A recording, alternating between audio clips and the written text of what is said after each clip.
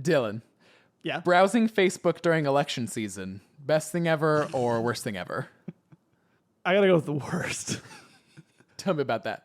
So every day I get, a little notification on my phone that's from Facebook, and I open it up on my handy dandy app, and I stare into the void, and a post about Donald Trump stares back. All right, let's start the show. Let's do it.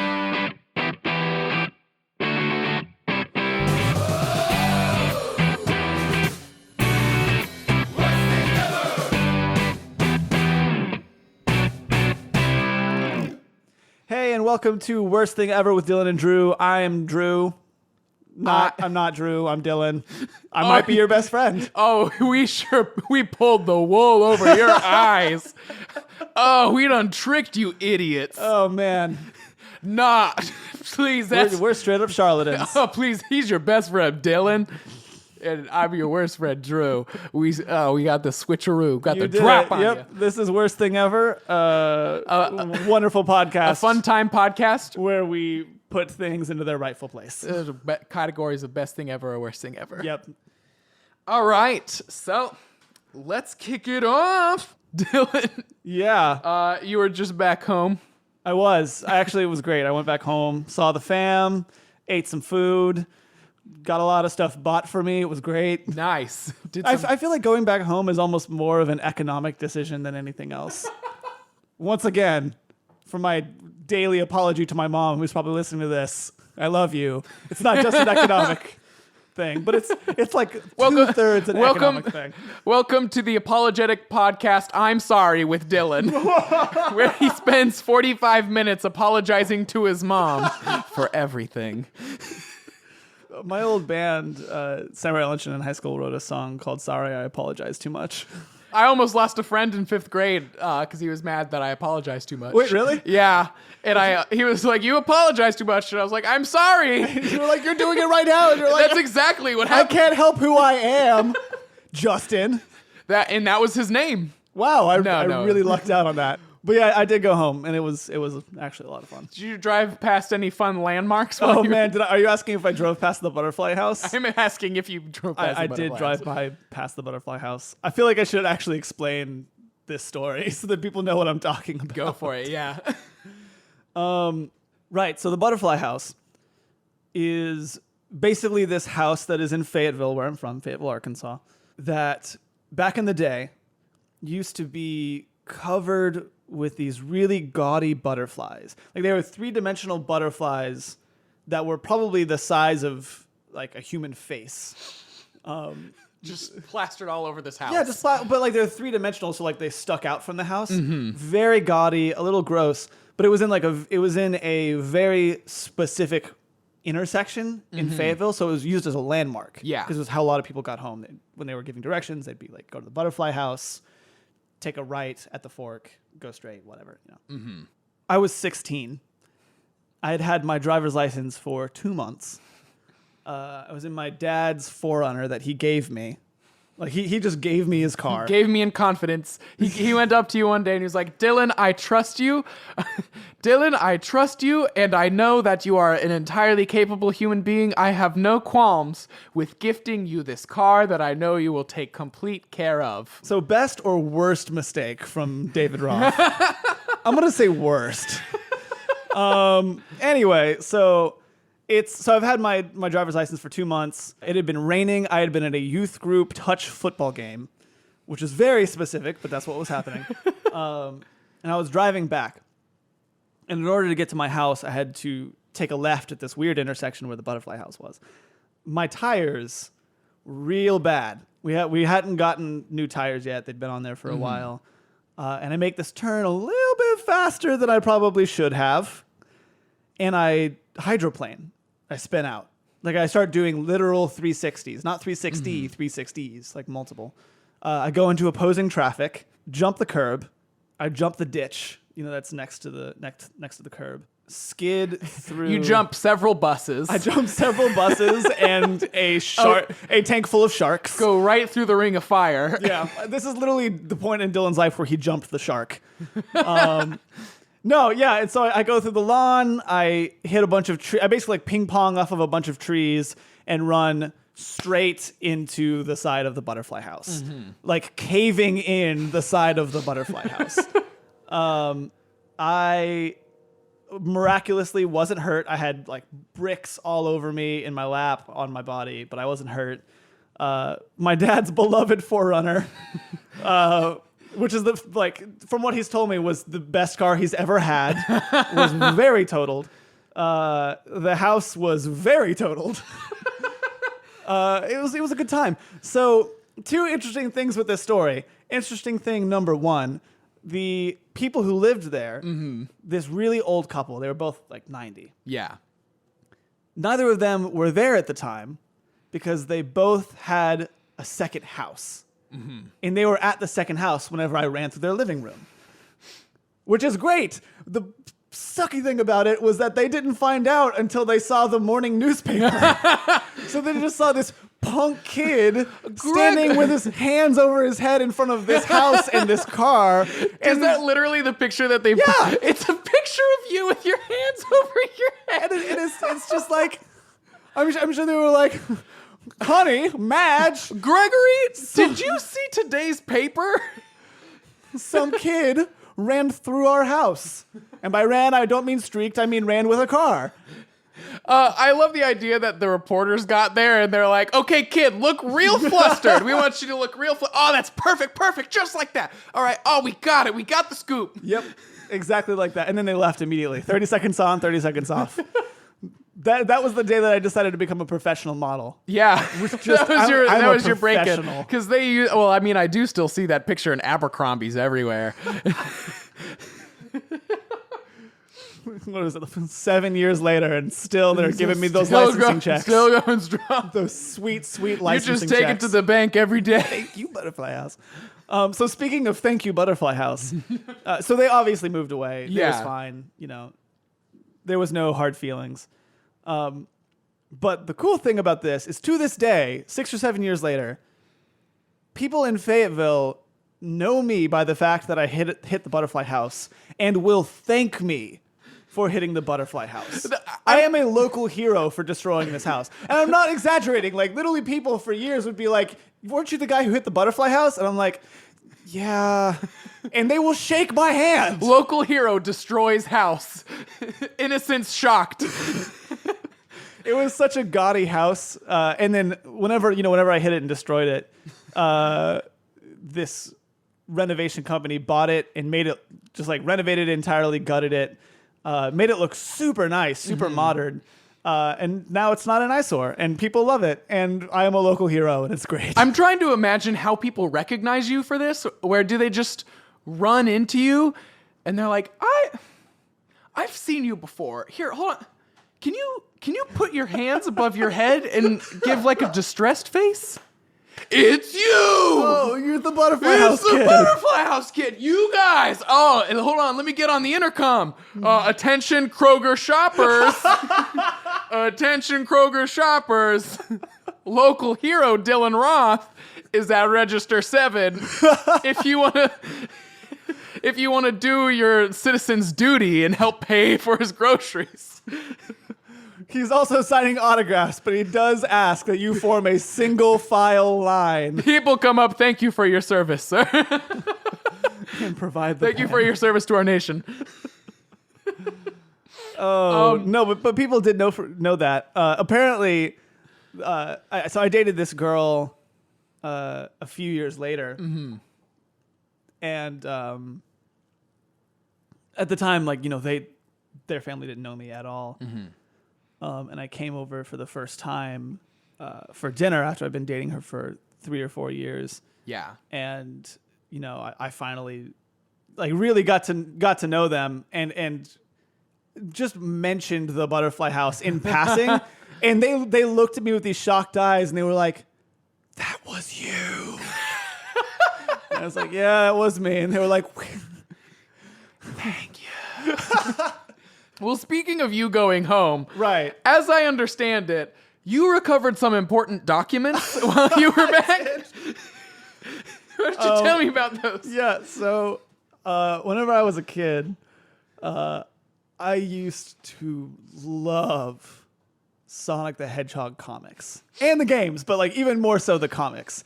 So people of America, laugh at me, but do not judge me, because these comics are honestly so good. And by so good, I mean the dialogue is terrible, but the art and the universe building and the concepts are super rad, even now, I think. I haven't actually read them again, but if my memory serves me correct. I can confirm as Really someone who is only now reading any of these that it's kind of upsetting the extent to which the plot is actually compelling. I sent you some good pictures. I I mean, sent you a great picture of...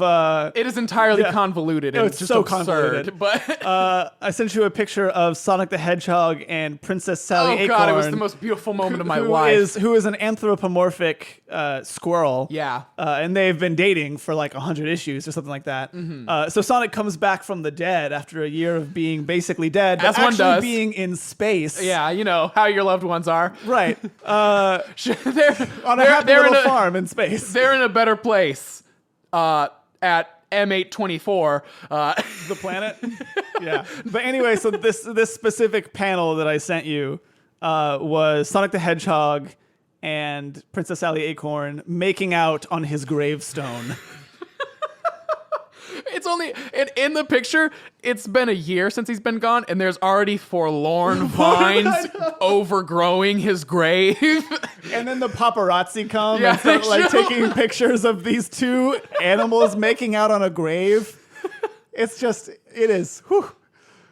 It's good stuff. The absurdity of this comic for children, in which these two anthropomorphic animals are like going at it, making out on a grave, and it is like, how did this happen in this universe?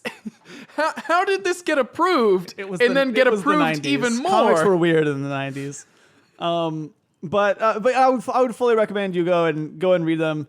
You will be very confused because there's just a whole big universe and a million character things that happen, but it's ridiculous and really good. Anyway, so I kept all of them from when I was a kid. I even have issue number 0, which I have in like a plastic sleeve, and I only read with my mom's kitchen gloves. And of course you're... that I thought were really clean, but they were like filthy. And you're of course advertising all of this info on your online dating profile. Oh, obviously, yeah. Loves Jesus, plays guitar, reads Sonic the Hedgehog comics. I'm very upset because I came up with a brilliant idea for a dating app, which is Plenty of Fish. Now, this app already exists, Plenty of Fish. But here's the thing. Wait, so you came up with the name Plenty of Fish. Yes, but Plenty of Fish already yes, exists. it already exists. But the reason I'm upset about it is not because someone took this idea from me, but it's because they missed a really great opportunity, which is that Plenty of Fish should have been either a Christian dating service or a Darwinist dating service. Either way. People who are specifically against evolution. Or I mean, specifically for evolution and because against like creationism. the Darwin fish, you know? Right. So one way or another, they missed a golden opportunity to make some wordplay, get a great to niche double market. down on their wordplay. Yeah, but anyway, so Sonic the Hedgehog comics, I Yes. brought them back. I showed you some. They're terrible and amazing. Well, I have good news for you, Dylan. What's that?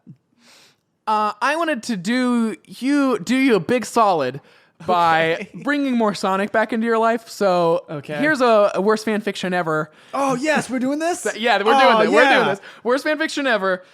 This one is... Is it with Sonic? Oh, you don't even know. It's Sonic the Hedgehog and Hunger Games crossover. Oh, no. No. Which is also just the name of this fan fiction. Well, yeah. I don't know. Should I like give the name of who wrote it? Because on one hand, I want to give them credit. Is it a username? Well, yeah. Yeah, Well, no, it's also a name. Oh. I don't know. I don't know either because on one hand, I want to give them credit, and on the other hand, I'm literally about to tear this apart, and I'd feel so bad. Oh, man. I guess for consistency's sake, on the last one, we gave the username. So we probably should give the username this We'll time. call him Hobson. Okay, Hobson. Sure. Hobson. All right. Okay, so Hobson, you know who you are. We'll just leave it at that. Hobson, you know who you are. We're sorry, but thank you. Yeah, thank you for the gem / we're sorry for what's probably about to happen. So this fan fiction starts off strong. with everyone having a chill good time celebrating Sonic's 16th B-Day. Is he only 16? He's only 16. I feel like I should know this considering that I read the comics. According to Wikipedia, he's 16. Okay. But also, according to this fan fiction, he's 16. Okay, so it's his gotcha. 16th birthday. And they're just celebrating, having a good time. Can I pause you? Yeah. I once again want to remind you that two 16-year-olds were making out out on on a a grave. gravestone. And a 16-year-old literally got blasted off into space. Yep. For a year. Yep. Okay, I just wanted to point that out. Go ahead. And then, in the midst of these festivities, Eggman comes, and he's like, Dr. Ivo Robotnik. yeah, Robotnik, and he's like, bad news, everyone. I'm doing the Hunger Games. Okay. And Just mwah, mwah, mwah. they're in, like, it seems that they're in Not Whole Village. Right, which So, is like the kingdom yeah. where all of Sonic and Sonic's friends and family live. So, by no means does it seem like there's, like, they don't get carted off by robots of Robotniks or anything like that. Like, they're just like, dang it. Oh, dang it, I guess we gotta do Dang it. it, I guess we gotta do it. And so I don't understand how this even happens in the first place, because they could just be like, no, I don't think the Hunger Games are happening. Go home, Eggman. But it happens. The next day's the reaping. Everyone you'd expect gets picked, which is to say all of the main characters. Right, such as? Such as Knuckles, Obviously. whose name gets called out, and he immediately is thinking like, I hope Sonic gets called. I would love to stab my dagger into his eye. What? What? What? Okay, so what level of comic book snob do you want me to be at from 1 to 10? Just go all out. Okay, so first off, Knuckles has 4 like spikes on the end of his hand. He wouldn't need to use a dagger. He has 4. He's basically like Ooh, Wolverine. get him, Dylan, get him. He's basically like Wolverine. Why would he need to use a dagger? Second off, they're Furry Wolverine. they're kind of like frenemies. Like they're like Yeah. they're rivals.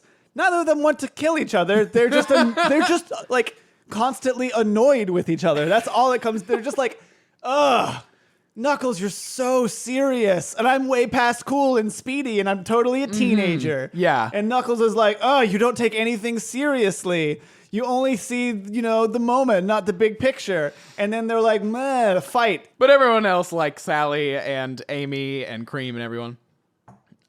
When Sonic's name gets called, he snatches the mic from Robotnik and proceeds to say, listen up, Mobians.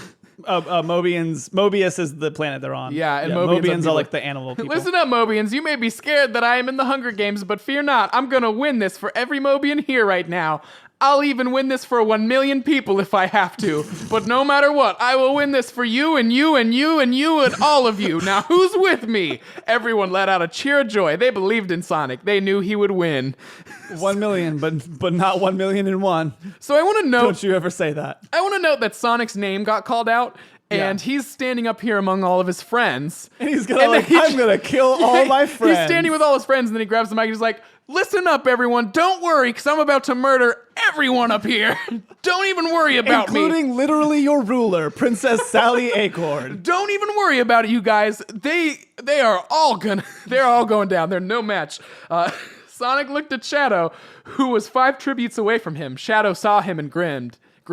Sonic knew what was in Shadow's mind. He was gonna plan to kill him if it's the last thing he does. Yeah, it's the Hunger Games. Hunger Games. That's how that works. Of course he's gonna plan to kill him. That's the whole point. So basically nothing happens until finally there's the interviews. Right. And Sonic's... Wait, who is the interviewer?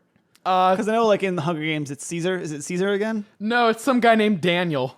What? I don't know. They just threw this character and they're like, Daniel. And they're like, Daniel the Tiger. Okay.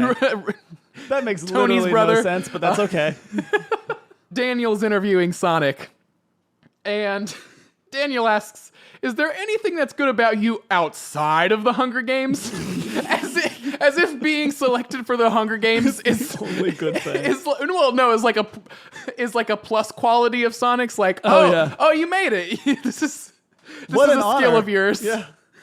Is there anything that's good about you outside the Hunger Games? Well, I'm very good at entertaining. Why don't you demonstrate? Okay, I'll give you a little demo. I can only imagine he grabs the mic, stands up. So my dad was gonna get a bath one day. You know, we also bought a hot tub yesterday. I don't know how this happened yesterday when the Hunger Games were announced. Right. And yesterday when I was going to test it, I left it on 100 degrees. And my dad went into the 100-degree hot tub. He turned on the water, and once he was done, he said, "Man, this tub is hot today." And I was like, "Dude, that's a 100-degree hot tub."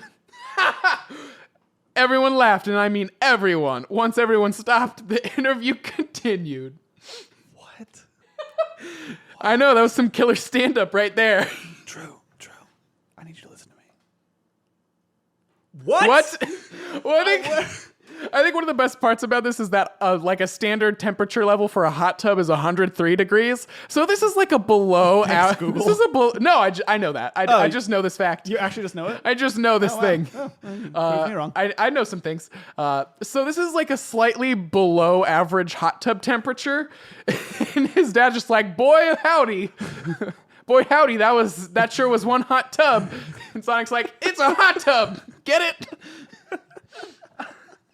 And then Daniel's like, any foes you got here? Well, there's my rival Shadow, who is my enemy and is planning to kill me. Well, that's nice. Sense. Oh, he says, well, that's nice.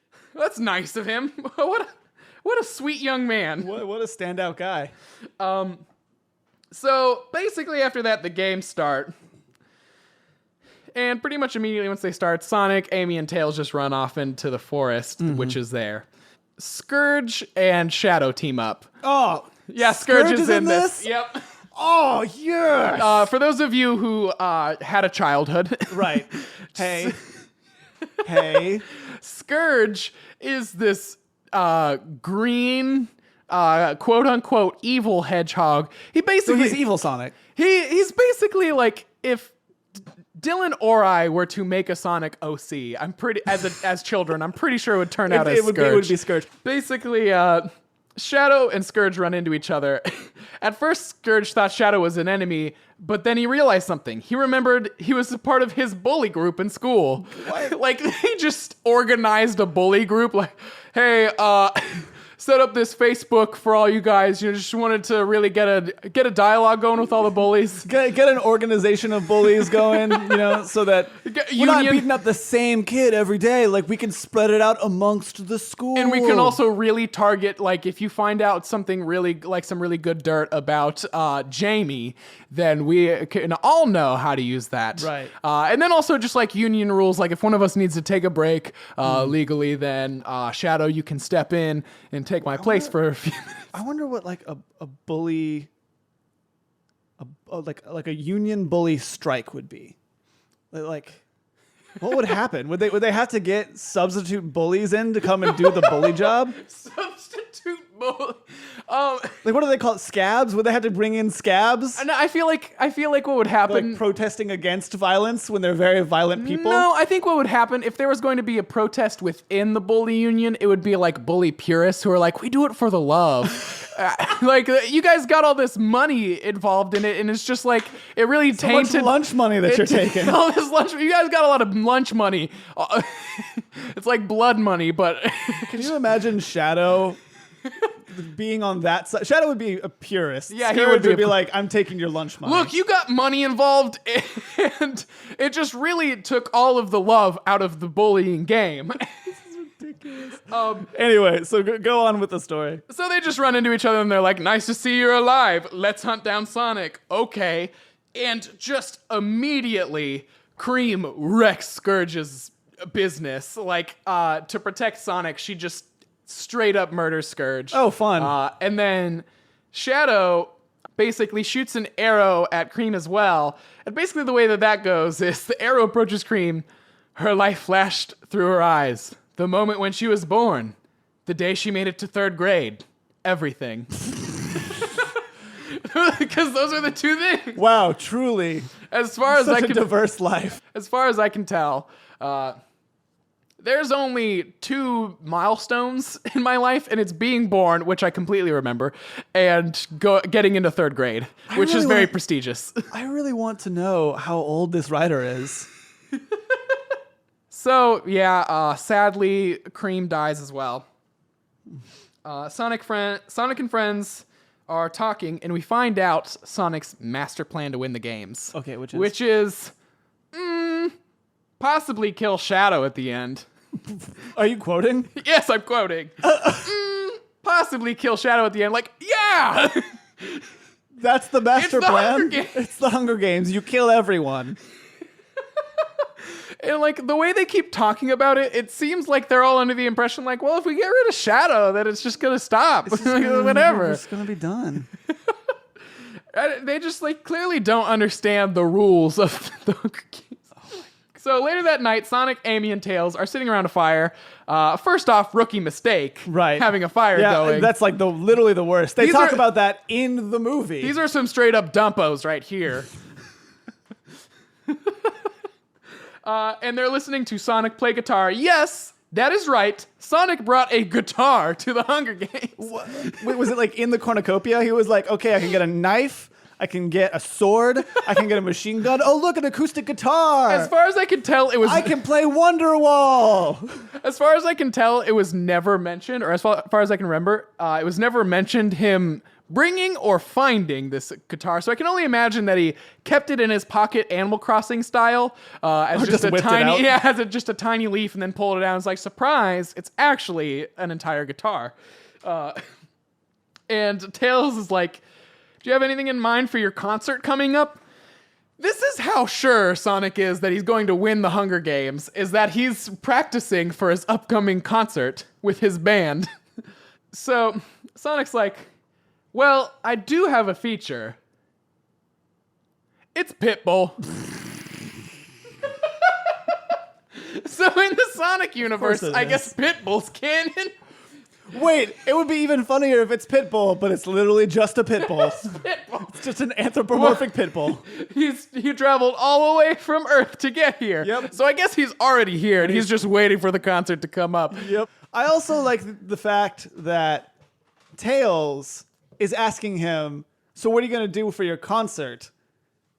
In order to win the Hunger Games, you have to kill everyone. So Tails is already just like, so after you kill me, So Tails is already presuming that his life how's is your concert forfeit. gonna go? Yeah, he's just like, well, I'm obviously not going to win, and you're obviously going to be the one to kill me. That's some pretty good foreshadowing, because like immediately after that, Shadow does kill Tails. Ah, foreshadow, shadow, pun. High five. So, Very nice. So Shadow kills Tails. And the way this goes is Shadow pops out of some bushes and Sonic yells, I knew you were planning to kill me. Yes, Sonic, it's the Hunger Games. I can't stress this enough. And then Shadow pulls out another arrow and shoots it at Sonic, and Tails jumps in, like takes the bullet for Sonic. Oh, he sacrifices himself Oh, yeah, for he Sonic? does. Of course he does. And Sonic yells out, "Don't you die on me, buddy!" And Tails yells, "It's for my own good, Sonic." It's for my own good. It's all downhill from here, Sonic. It's in my best interest that I just call it quits here. So even he thought that he was like, well, obviously I'm gonna die. So how's your concert going? So in this story, the joke I made was canon. Take me away, boys. I'm ready to go to space. I'm ready to go to space. I'm ready to go. Maybe when I get back after a year, there'll be a girl on my gravestone that I can make out with. I'm ready to go to space heaven. So yeah. Okay, so Tails is Tails dead. dies. Amy's like, he's in a better place, Sonic, which is, Space heaven. which is space heaven. And basically, Sonic just cries over Tails' body for a while. I guess Shadow has decided not to just continue. go. Yeah, he's just like, that's enough for one day. Sonic comes across Amy writing a tearful, emotional passage in her diary about Tails' death. Ever a master of class and social wherewithal, Sonic blurts out, "Want to hear a song from my band's second album?" Sure. So Sonic plays this song. Sonic and the Hedgehog, And the Blue album. the chapter ends with Amy writing, "Sonic was able to make me feel better by playing a beautiful song from one of his albums. I have to admit, I love him." And then Sonic gets a sponsor package from his cousin, Sonia, who writes, "I saw Shadow kill your ex-girlfriend Sally. Also, here's 5 water bottles." Here's where the fan fiction proper ends, and I've written up my own ending to it. Oh, this is one of my favorite parts of this segment. Let's So, hear it. Sonic and Amy are running through the forest, and they find one of the other tributes. Right. Drew the Sledgehog. The Sledgehog. Okay, so can you give me the anatomy of Drew the Sledgehog? Yeah, here, let me just give you the rundown. So Drew the Sledgehog is a secret experiment of Robotnik's to create a hedgehog that's faster than Sonic. He's 3 times faster than Sonic, and he was made using Donald Trump's skin, so he's he's a startling Oompa Loompa orange. Hey, Drew. Yeah. I hate to break it to you, but Sonic can run the speed of light. Yeah, So Drew's faster. But you can't go faster than the speed of light. I'm sorry. That's not what Einstein said. Wait, that is what Einstein Read a said. book, idiot. So, Drew, just trust me on this one. Drew is Okay, so Drew can go 3 times faster than Sonic. yeah, Drew, who just like coincidental name. I don't know where that came from. Yeah. It was in the fan fiction. Yeah. Oompa Loompa Orange, and he can turn his hands into hammers at will, giving him the name Sledgehog. Yeah. And he's also in a band, and they're more popular than Sonic's. Sonic is jealous of Drew, but also admires him and secretly wants to be his friend.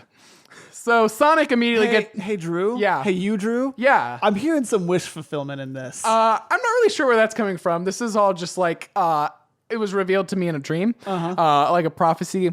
So this is just like an unrelated character. Anyways. Wait, when did you find this story? Yesterday. Okay, never mind. You slept since then. That's good. Okay.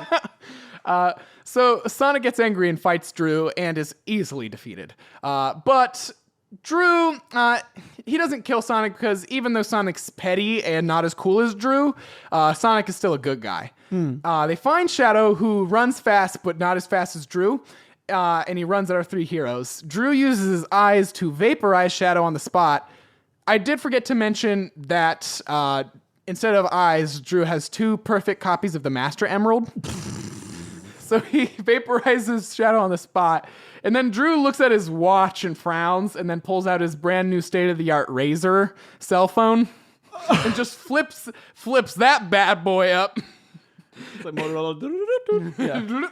And he makes a call. He's like, "Hey, Tony, I'm stuck in a forest and I need a lift. Can you come pick me up?" And Iron Man just bursts through the trees.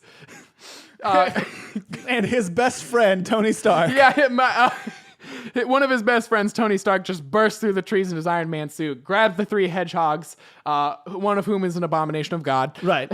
And just The other one is Sonic and the other one is Drew.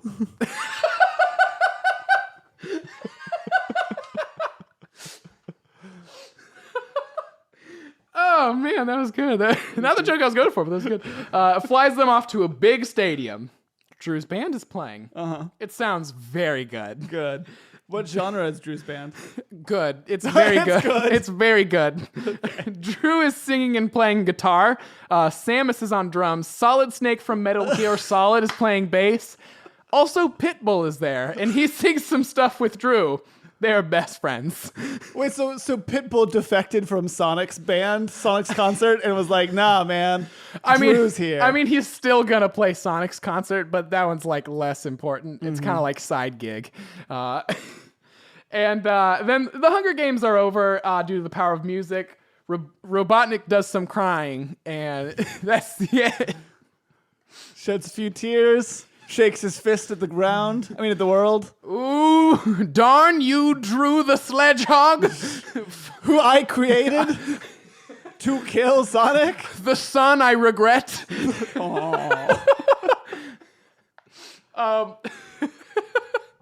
So yeah, that's Sonic the Hunger Games. So speaking of childish things, really more than anything, just like speaking of Dylan going home. While I was home, we just moved into a new house. Yeah, we moved into a new house. It's cool. We're sitting in a different place than where you guys have heard us before. Yeah. Anyway, so back when I was home, I decided to go through a lot of just my old things. Yeah. Hence the whole Sonic comics. I brought them back up because I was going through my old things now that I have a place to store them. And I found all of my old Narnia books. Oh, yeah. Which I used to love. I loved the Chronicles of Narnia. Yeah, Kissy Lewis. What? Kissy Lewis. My boy. My boy C.S. Kissy Lewis. My boy Kissy. My boy C.S. Lewis, a.k.a. MC Kissy. No, but I do have an actual question for you. Yeah. What would you say, in your opinion, in your thoughtful and creative mind, is the best door to Narnia? Well, it would like if somewhere was to have a door to Narnia, what would it be? I feel like it would have to be somewhere that like you really need to escape at that moment, like kind of life or death situation. You need a door to Narnia there. So probably the black hole in Interstellar, because by all means, if you go through a black hole, you are 5 billion% dead. Right. So the best way, unless you're Matthew McConaughey, but the best way this could work out for you is if instead you spaghetti noodle your way into into Narnia, but like it's Narnia, so it magics you back to normal. Right. Wait. So you spaghetti tube your way into Narnia, and you just like pop out and like fall from the sky, just like. And you fall like a. And like you're magically fine. You're just like, you like fall weird. like a slinky into. So.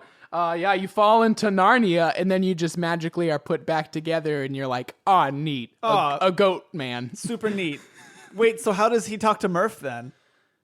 He's got to talk to Murph. He's got to talk to Murph. He'll talk to her through the power of childhood. That does have a lot of power. Kissy will write it into the series. It's fine.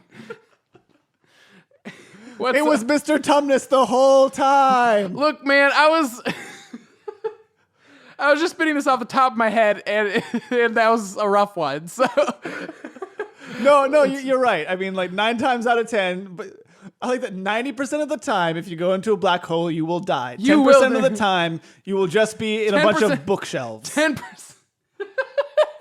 So if it's of one of those 90% 10% of the time, it's just really trippy. Yeah. What's the worst door to Narnia? Oh man. I guess I would probably have to go with the worst door to Narnia being the bathroom, but only when you really need to use it.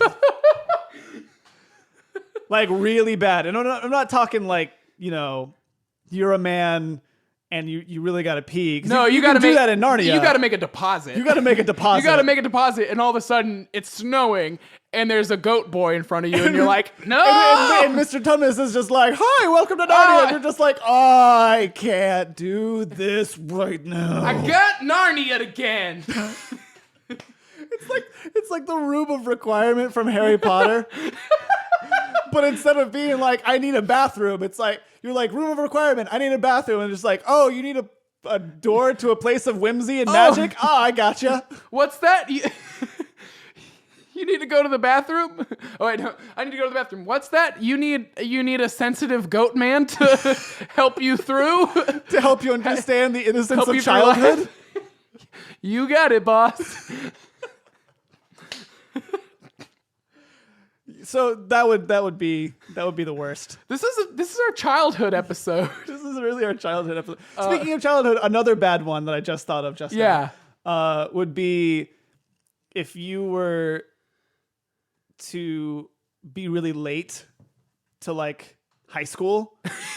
Oh, you're super late to Miss Kafer's college algebra. Exactly. And you walk in. You're like 5 minutes late, and you walk in, and you're just in Narnia, and you're like, dang it! This is going to be my 7th absence. This is my 7th demerit. I'm going to get in-school suspension.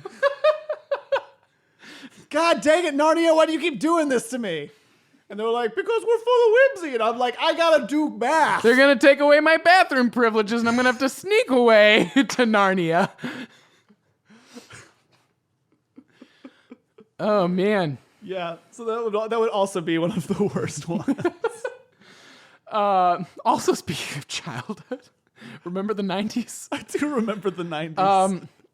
Dylan, what's the best boy band?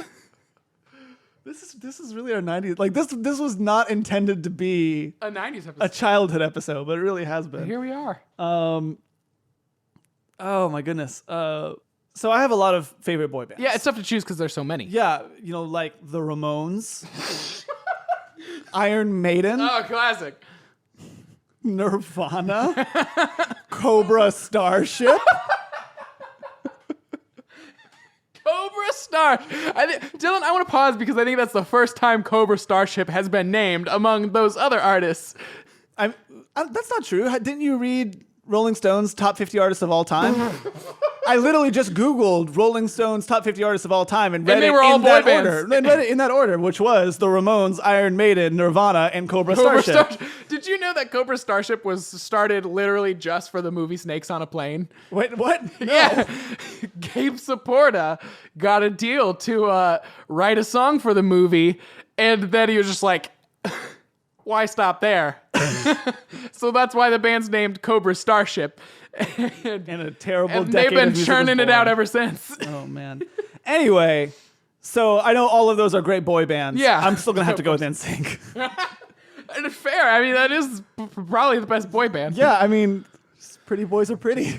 Pretty boy. How are you gonna argue with those looks? And also, if you get hungry, you can always just eat 90s Justin Timberlake's noodle hair. Noodle. So if you were to get stranded on an island with any boy band, it would definitely be NSYNC. Oh. Because you could eat all of the members and still have a little bit of ramen on top of it. I like how you worded that, where it wasn't like you would choose. It was just it would definitely be. It would be NSYNC. If you got stranded with a boy band on an island, it would be NSYNC. That's correct. So what would you say is the worst boy band? You can't pick NSYNC. I already picked it. They're mine. They can't be both. They're mine. I'd say probably the armies that fought in the Crusades. What? I mean, It was a band of boys. It was a big band of boys. Get it? And That's funny. They did a lot of murders. So I have to say that they're probably the worst. They're probably the worst boy band. You're clever. Do you know that? Them are the Spartans. You're just a big flesh sack full of clever. That's what they called me in junior high. That was my nickname in junior high. Hey there, flesh sack clever. Flesh sack full of clever. Hey there, flesh sack full of clever. Saw you missed the bus today. Yeah, it was a bus to Narnia. I bet that union of bullies just really picked on you real hard with that nickname. Did Shadow come up with that nickname? Or was it Scourge? It was both. Oh. One called me Flesh and the other one called me Sack. And, well, they just put them together. And then some nice girl in your third period English class was like, but you're clever. So I'm going to add that. But you're clever. You're a flesh sack full of clever. You are now, I now dub thee flesh sack full of clever. This is a regular human voice. This is how 8th grade girls talk. This is just how all 8th graders speak. They speak like this. Hello. Hello, I am human boy. Hello, I am human boy. Would you like to join the Crusades? We do many terrible things. Welcome aboard. Oh my god. Speaking, continuing down this 90s train. And speaking of terrible things. Continuing down this 90s train, speaking of terrible things.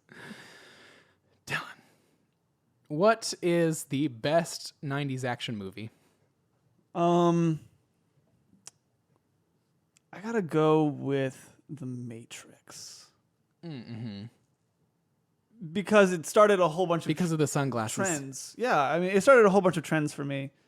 And well, really just like the world around me being, bullet time, Yeah. existential crises about understanding whether we are or are not in a computer program currently right now in our lives. Yeah. And starting a new fashion trend that I wholly did not participate in, but was very interesting to observe from a distance. Just long black trench coats and leather and thin sunglasses. Speaking of that particular fashion choice, so I was in Denver with our good buddy Zach Anderson. Oh yeah, Zach Anderson. Back in December. What a guy. Back in December, and I was with Zach and a few of his friends who are great. James and Caleb, shouts out to you guys if you're listening. And I think Adam was there too. Shouts out to Adam. So we were at this record store in Denver called Twist and Shout. Okay. And the way to get to, basically there's a parking garage that then goes through an alleyway to the entrance to Twist and Shout. And we were leaving and walking through this alleyway, and standing right ahead of us, probably 8 feet away, in the center of the alley was just this dude wearing a long black trench coat. This was nighttime. Okay. Wearing a long black trench coat, black sunglasses, black pants, black boots, greased back black hair. And I'm assuming very pale skin. Oh yes, very pale skin, and he's got his hands in his on his hips and is standing with his feet like shoulder width apart, looking very intensely forward. And before I could stop myself, I just blurt out, "Neo!" Is Neo, you guys?